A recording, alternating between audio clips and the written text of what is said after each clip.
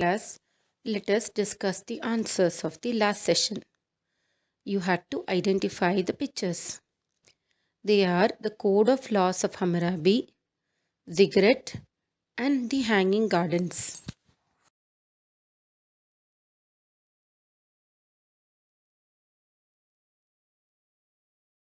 Fill in the blanks. Sumerians were responsible for the first civilization in Mesopotamia. Second, the last great king of Assyrians was Assurbanipal. Third, Hanging Gardens was created by Nebuchadnezzar. Fourth, downfall of Mesopotamia was due to the conquest of this land by Emperor Cyrus. Fifth, Assurbanipal founded a royal library in Nineveh. Sumerians wrote in cuneiform script. Each city of Mesopotamia had a guardian deity.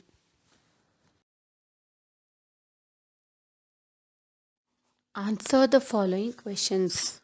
First one, what does the word Mesopotamia mean? Answer, Mesopotamia means land between rivers. Second, name the tribes which ruled Mesopotamia. Answer, the tribes which ruled Mesopotamia were Sumerians, Babylonians, Hittites, Assyrians, and Neo-Babylonians. Third, list the famous city-states of Mesopotamia. Answer, the famous city-states of Mesopotamia were Ur, Kish, and Lagash. Who established the Code of Laws? Answer, Code of Laws was established by Hammurabi.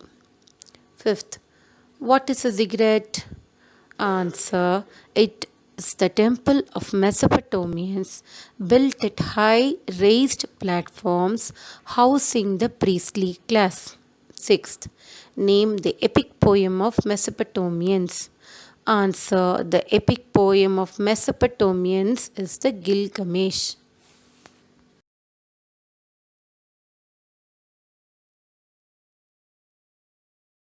Shall we recall what we learned, children? We had already recalled Egyptian civilization when we did Mesopotamian civilization. Now we'll just look at the major things which we learned in Mesopotamian civilization. We saw that the two important rivers are Tigris and Euphrates. Then we saw the important city-states. What were the important city-states? Ur, Kish, and Lagash. And we also learned that the Mesopotamians had trade relations with Indus Valley civilization. And we learnt about the important code of laws by Hammurabi, Assurbanipal's royal library, Nebuchadnezzar's hanging gardens, and we learnt about the cuneiform type of script.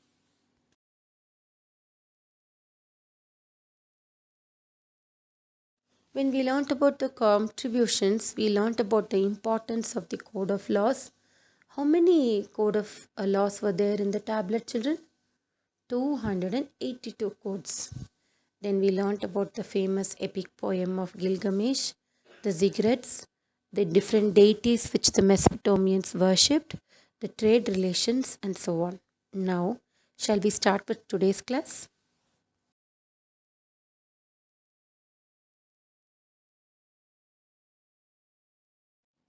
When you go out with your parents, when you go to a restaurant, a fast food place, or anything, what is the most favorite dish which you all order? Yes, gobi manchuri, fried rice, momos, and so on. All these belong to the Chinese. Manchurian itself is a district in China. So now, shall we learn about the beautiful Chinese civilization? The Chinese civilization is a wonderful civilization which has lot of culture and background. Can you see the dragon, children? The dragon is the mystical and the mythical creature of the Chinese civilization. Shall we start learning?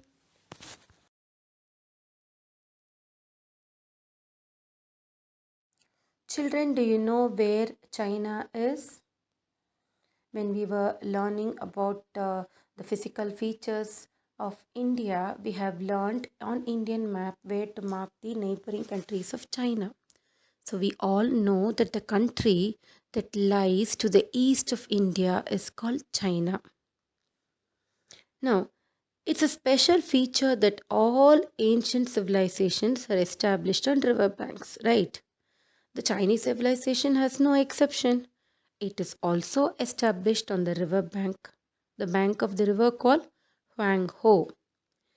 But this river has a special name to it. It is known as China's sorrow. What do you mean by sorrow? Sorrow means sadness. Why is that called so, children? Every time this river floods, it destroys so much of property, so much of livelihood of the people. And this particular river has a different unpredictable course. Each and every time it floods, it takes a different course. So the people of China have always been suffering and they have lost lots of agricultural lands. That is why Wang Ho is called as the symbol of sorrow, or else the sorrow of China. There's one more river here known as Yangtze, Yangtze Kiang. So Huangho and Yangtze Kiang are the two rivers on the banks of which the Chinese civilization started. The people here are known as the yellow race. Why do we call them as the yellow race? It is because the skin complexion of these people is yellow in color. And it is also said that the Mongolian tribes were the ancestors of these people, and the Mongolians were yellow skinned people. So, which is known as the cradle of Chinese civilization? Huangho and Yangtze Kiang. And why is Huangho called the sorrow of China? Because of its unpredictable flooding and destruction of the agricultural lands.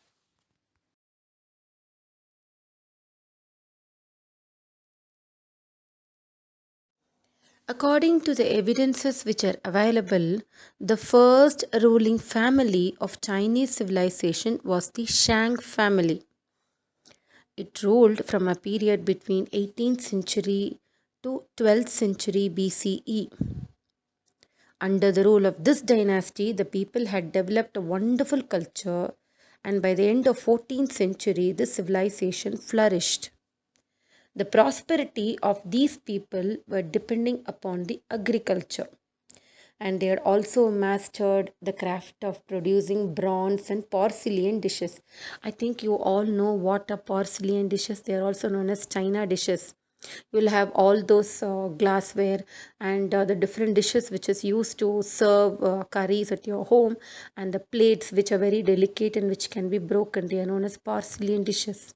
At one point of time, we used to call them as China ware. When we were young, we used to have different exhibitions of China ware alone. So all this was introduced during the Shang dynasty. Can you see, children, in the 12th century BCE itself, Chinese learnt the art of bronze statue making as well as porcelain dishes. So which was the first ruling family of the Chinese civilization? The Shang family.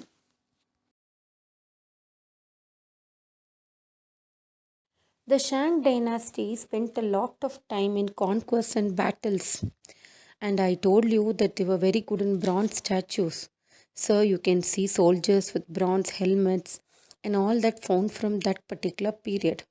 They were replaced by the Chao dynasty, which didn't rule for very long, and this Chao dynasty was replaced by the Zhou dynasty. Now, the Zhou dynasty ruled for a longer time, more than the Shang dynasty. So, after the Shang dynasty, the next important dynasty is the Zhou dynasty. And out of this, the most important and the famous ruler was Wu Wang. Who was the most important ruler of the Zhou dynasty? Wu Wang. And the most important thing of Wu Wang is that he had two leading philosophers living during his period. It was Confucius and Laozi. Children, we will learn about Confucius and Laozi when we are learning about the contributions of this particular civilization. At present, you please learn that these two philosophers were there during the period of Wu Wang. To which dynasty did Wu Wang belong to? Zhou dynasty.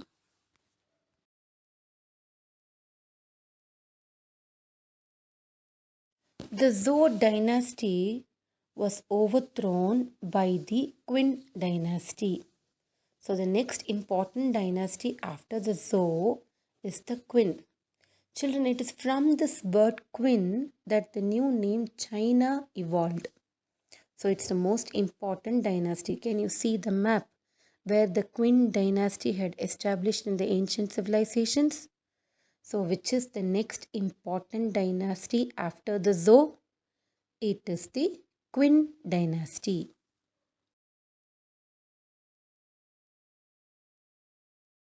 How did this Qin dynasty come up? In 221 BCE, Qin Shi Huang conquered various warring states. See, from the time of Chinese history, it has always been an internal strife between all the people in China. So, Qin used all this different strife between them, conquered them all, and brought them under his control, and he gave himself the title of Huangdi. What does that word Huangdi mean? It means Emperor of Qin. So he called himself as Ti Huangdi, and he created the Qin dynasty, which became China later on. So he is considered as the first emperor of China. Recently in 1974, an immense tomb of this particular emperor was discovered where there were 6,000 life-size clay figures of soldiers. You know what is a tomb? We have learnt in Egyptian civilization. It is where the body of the pharaoh or king is buried. This tomb of Ti Huangdi had 6,000 clay figures of soldiers buried along with him. And there were a lot of chariots also which was inside his tomb. And you know how the soldiers were arranged? They were arranged as infantry, cavalry, horses, charioteers, archers, lancers. It's like a full army is ready to fight. This is said that when the king comes back to his life, he needed the help of his soldiers, so clay figures of the entire army was created in his tomb. Wonderful, isn't it, children? And the importance of all that, they were all made out of terracotta. So the system of terracotta was introduced in China during the Qin dynasty.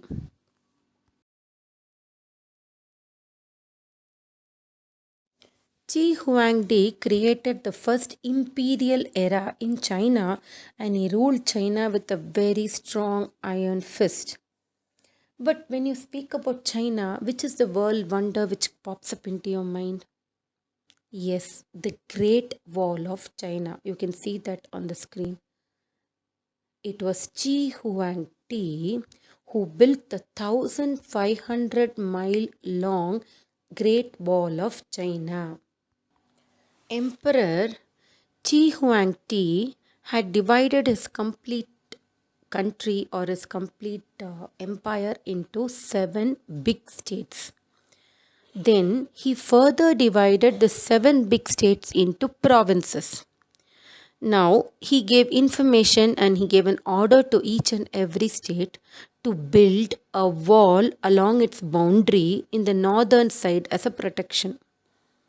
So as each and every one of the 7 states built a wall among the northern portions, there were gaps between these walls as one wall extended up to one state, another state built its walls and so on. Emperor ordered that all these gaps also be filled by walls. Thus created by Qi Huangdi, the entire northern side of China was covered by a gigantic wall. The main purpose of this wall was to stop the invaders from attacking from the northern portion. This was started in the 7th century BCE, and actually the complete process got over only by the 16th century. But the credit of building this wall goes to Qi Huang Ti. So, who built the Great Wall of China? Qi Huang Ti. And how long is it? 1500 miles long. And children, you do know that it was a part of the 7 world wonders. This Qin dynasty was overthrown by Liu Bang, who created the Han dynasty. This Han dynasty was the most important dynasty which ruled China after the Qin dynasty. And the period of the Han rule, Han rule, is known as the Golden Age in China. Children, we have learnt about the Golden Age in India, the Samudragupta, and so on, isn't it? What does that mean? It means that there was all round development in all the fields. That is why it is known as the Golden Age. Now let us see why it is called as the Golden Age.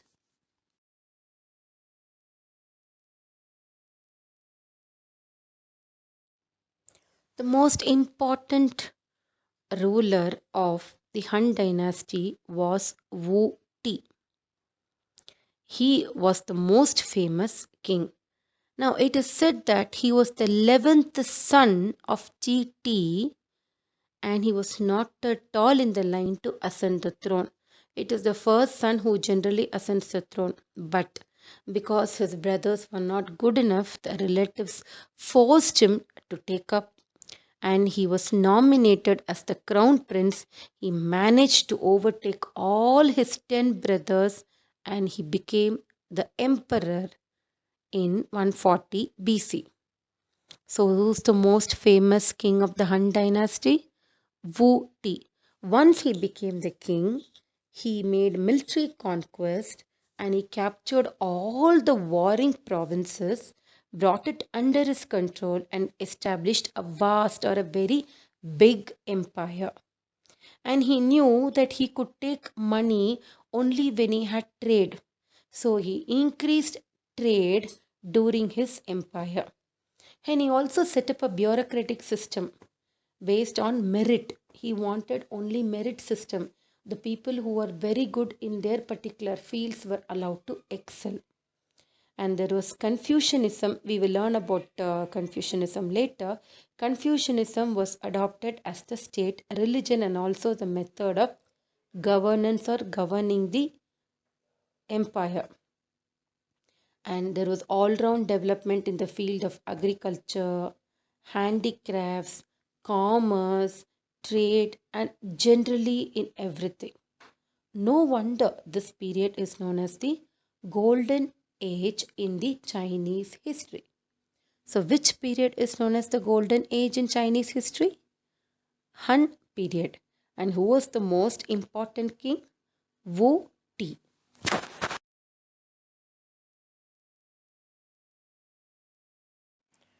During this period, it was understood that there was a lot of demand for Chinese silk as well as Indian silk. I will explain to you the origin of silk in China and so on. But silk was a great demand in the European Rome, and they wanted to purchase it at whatever amount necessary. Now, it was very difficult to use the sea route from China to Europe. Can you see on the map? You have to travel a very vast distance and it will take months together and sometimes even a year for the people who want to trade with Europe. So, they wanted to find a route through the land, and thus came the Silk Route. You can see the red line marks the Silk Route, and you can see that China is connected to India by the Silk Route, Persia, and also to ultimately to Rome. So this route carrying through which people carried, the traders carried silk from China, India to Rome was known as the Silk Route. Children, where have we learnt about the Silk Route before? Can you remember? Yes, we learnt about the Silk Route during the period of Ashoka as well as another emperor Kanishka. And during the period of Ashoka, we had learnt that Ashoka had given Buddhist text. Remember, he became a Buddhist after the Kalinga War. He had handed over a lot of Buddhist texts to the Chinese travelers who had come there selling and purchasing silk. And these Buddhist texts returned back to China, and thus Buddhism entered China through the Silk Route, and slowly Buddhism became the state religion of China. Now, do you understand, children, how Chinese became Buddhists? India is the origin of Buddhism, but China achieved this Buddhism through the Silk Route as the traders carried the Buddhist text.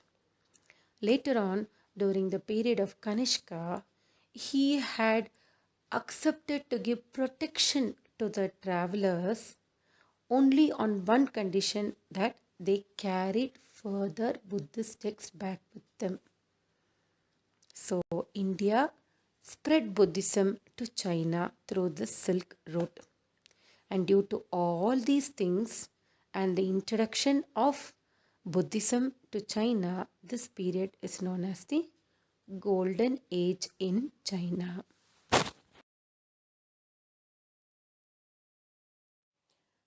After the Han dynasty came the Sui dynasty and the Tang dynasty. Then came a very important dynasty which is known as the Sung dynasty.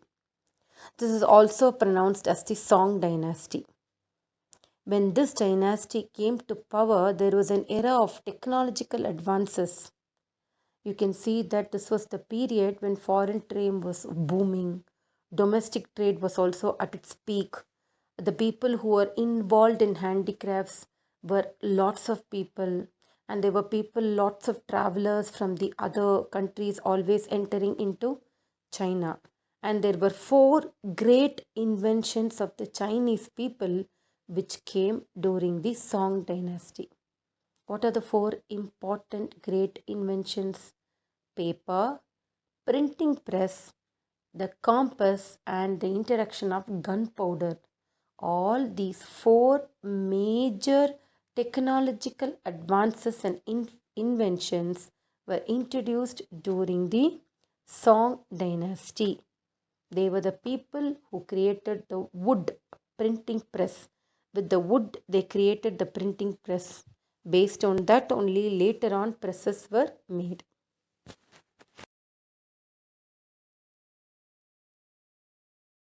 During this period, there was a formidable power which was growing of the Mongolians under Chinggis Khan. Chinggis Khan was the Mongolian leader. When we are learning about the history of India, in your next year you will learn that the Chinggis Khan had invaded India also. He created a formidable power, and by the end of 12th century, his main aim was to start invading each and every place. And his descendants continued expanding their territory. At that time, Genghis Khan's grandson Kublai Khan finally conquered and overthrew the Sung dynasty and founded the first foreign dynasty in China.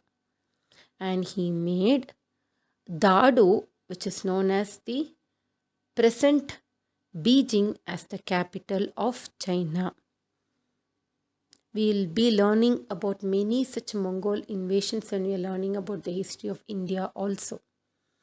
So, Genghis Khan's descendant Kublai Khan overthrew the Sung dynasty and created the Mongolian dynasty in India, and with this ended the ancient Chinese civilization.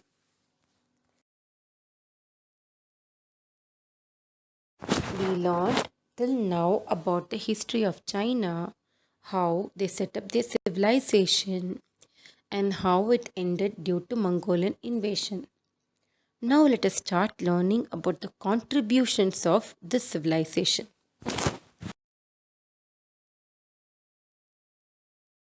This civilization, which was born in the eastern part of the Eurasian continent, serves as an excellent prototype of all civilizations, and it is one of the most ancient and major civilizations of the world. When you've seen the political history itself, you would have understood that during each and every dynasty, some or the other new inventions were created. So, any such civilization which is based on so much of development in technology and other inventions naturally has a lot to contribute to the world. Let us learn each and every contribution one by one, children.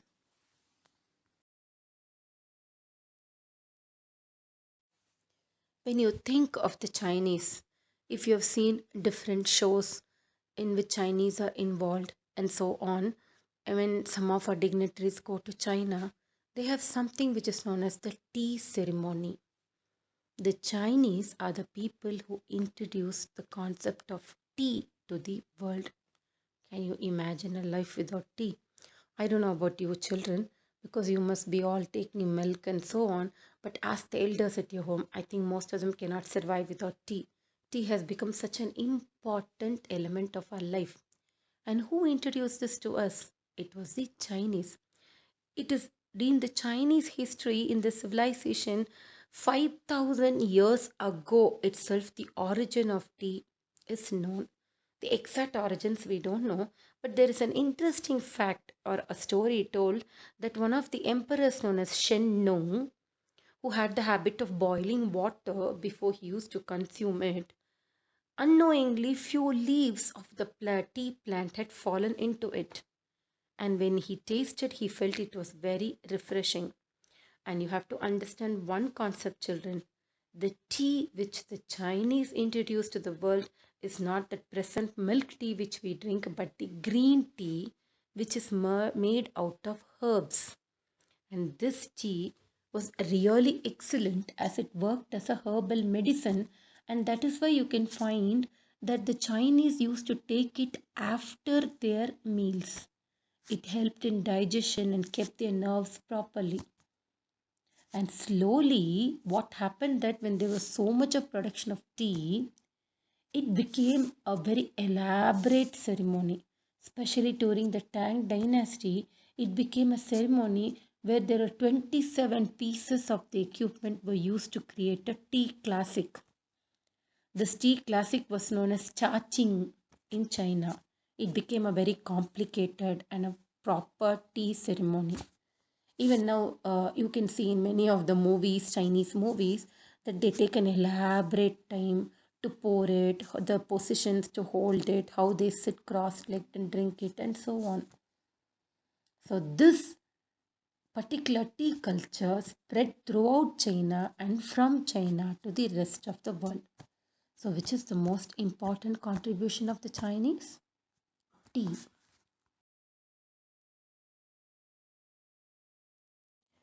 Here is an interesting story, children. We have read about the Emperor Qi Huangdi. It is said that the wife of this emperor, Qi Huangdi, was having tea under a mulberry tree when a worm with the cocoon fell into her teacup. As she watched when the water was hot, slowly the cocoon opened. And what did she find out? She found out that the thin fiber of the cocoon was really strong, and she realized that she could make some kind of material out of it. Thus, which industry was formed? Yes, you guessed it right. Silk industry was born. She taught her people how to raise silkworms from the mulberry tree, and later they invented the loom, and slowly silk cloth manufacture was started. So this is one of the most important contribution of the Chinese. They also introduced what is known as the China silk to the world. And this is a very important contribution because this led to the establishment of the Silk Road.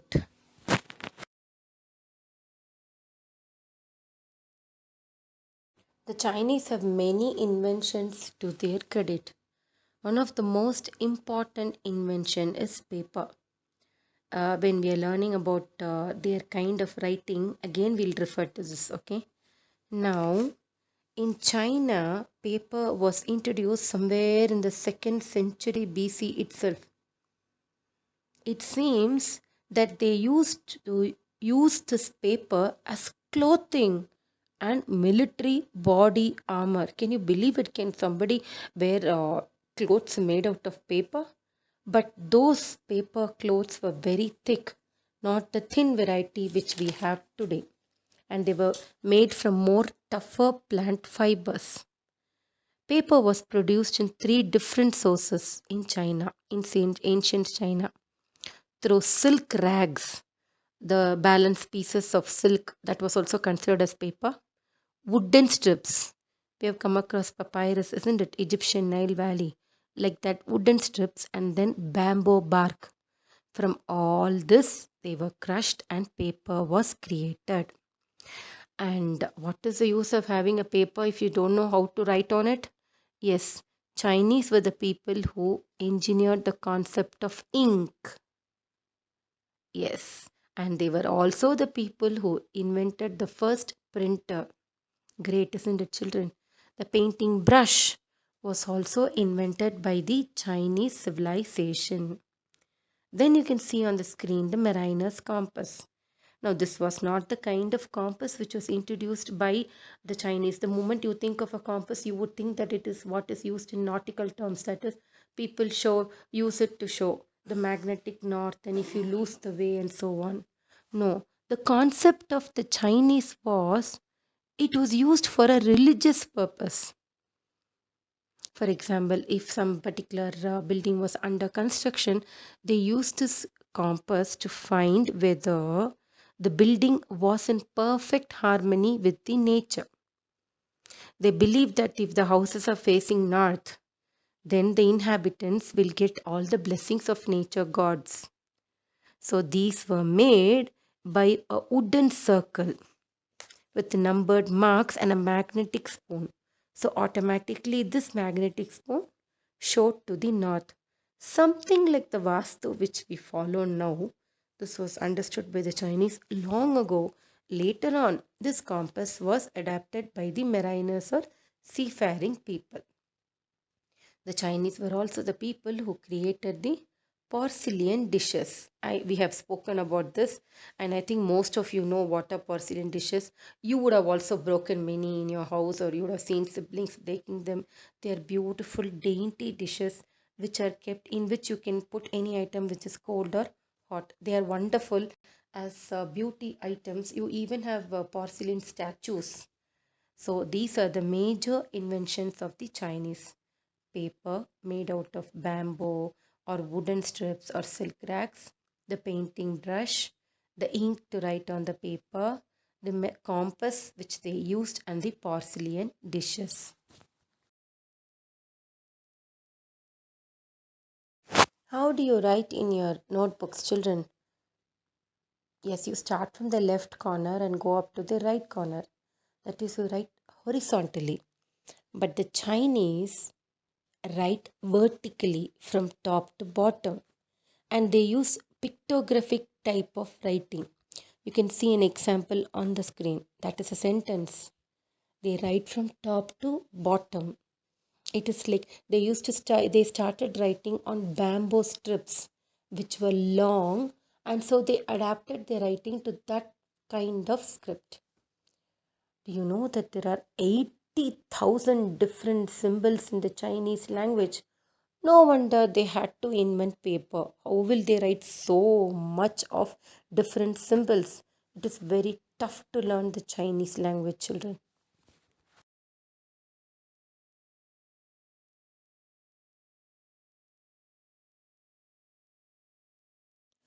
The most important contribution is the two great philosophers of the Chinese civilization. Laozi, and Confucius. Laozi created what was known as Taoism. The philosophy of Taoism, I'm not going to explain it, it is way beyond children. The children who are interested can Google it. It is a kind of philosophy which is known as Taoism, which is based on deity in religions. He believed in simple living, in sacrificing one's happiness for the happiness of others, and total harmony and relationship with the nature. This was known as Taoism and it was introduced by Laozi. The next important person was Confucius. Confucius' original name was Kung Fu Si. It anglicized itself into Confucius. He was born in 551 BC and he was a great teacher. He is considered one of the greatest teacher because he could teach six disciplines: history, poetry, government, ethics, music, and divination. And he had created what was known as the Analects of Confucius. I think we have come across this when we learned the human rights, isn't it, children? There he has explained the importance of having equality, that each and every person is equal before the law. This Analects of Confucius is very, very important and it is the primary source we have of all the thoughts and sayings of Confucius. These two people have given great in the field of philosophy. They re-established the importance of the morality and social values in society. Confucius and Laozi.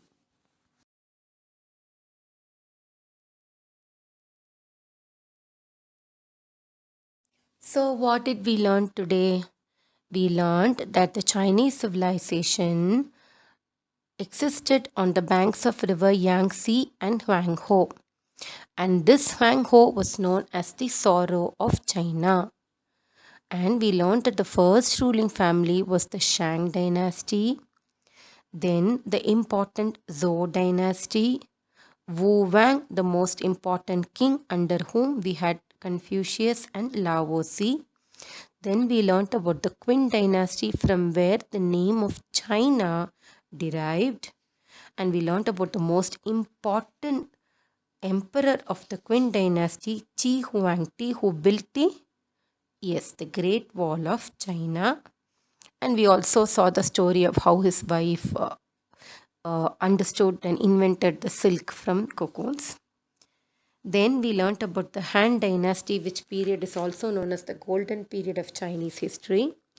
And the most important king, Wu Ti, the importance of Silk Road, of how Buddhism entered into China. Then we learnt that the Mongolians overthrew the original Chinese civilization and established a foreign rule. And of course, we learnt about all the important contributions of tea, silk, compass, porcelain dishes, their kind of writing, paper, ink, and so on. Interesting, wasn't it, children? Even if you're in school, you would enjoy this particular lesson. Now, let us start with the notes.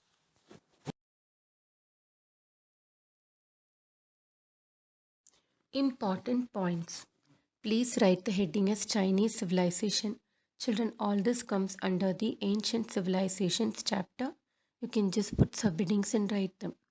The yellow complexioned Mongolian tribes are the ancestors of the Chinese people. Yangtze and Huanghe Yillis rivers are called the cradles of Chinese civilization. Next subheading is political history. The first ruling family was the Shang dynasty. The prosperity of the Shang people depended on agriculture. The Chinese mastered the craft of producing bronze and porcelain dishes. The Shang dynasty was replaced by the Zhou dynasty, which ruled for a longer period. Wu Wang was the famous king of Zhou dynasty, and the famous philosophers Confucius and Laozi lived during this period.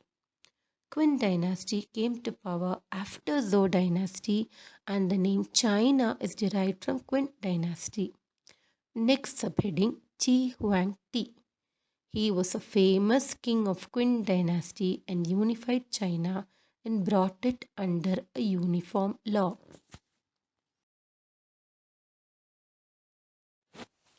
He is called the first emperor of China. He built 1,500-mile long Great Wall of China to protect China from the onslaught of enemies. Onslaught means attack. China was ruled by Han dynasty after the Qin dynasty, and this period was called the Golden Age in China. Wu Ti. He was the famous king of the Han dynasty who established a vast empire. There was great demand for silk in Rome. As a result, the Silk Route came into existence, which was the trade route between China and Rome. Buddhism entered China during this period. During the rule of Sung dynasty, which came to power after the Han dynasty, wood printing press and production of porcelain dishes started. The contribution of Chinese civilization, next subheading, they introduced tea and silk to the world. The other contributions are the invention of paper made from bamboo, explosives, painting brush, porcelain, and mariner's compass. They used pictographic script and wrote on bamboo slips vertically from top to bottom. Lavoisier and Confucius enriched the field of philosophy. We have completed the notes. Now look at the activities. Please identify these two philosophers, children. Fill in the blanks. The first ruling family of the Chinese civilization was the dash. Second, the Shang dynasty was replaced by the Dash dynasty. Third, the name China was derived from the Dash dynasty. Fourth, Dash was the famous king of the Han dynasty. Fifth, the Chinese introduced Dash and Dash to the world. Answer the following questions. On which river bank did the Chinese civilization evolve? Second, name the dynasties which ruled China. Third, who built the Great Wall of China? Fourth, which period is known as the Golden Age of China and why? Fifth, what was Silk Route? Sixth, list any 5 contributions of Chinese civilization. Seventh, name the 2 famous philosophers of China. The answers to all this will be discussed in the next session. Thank you.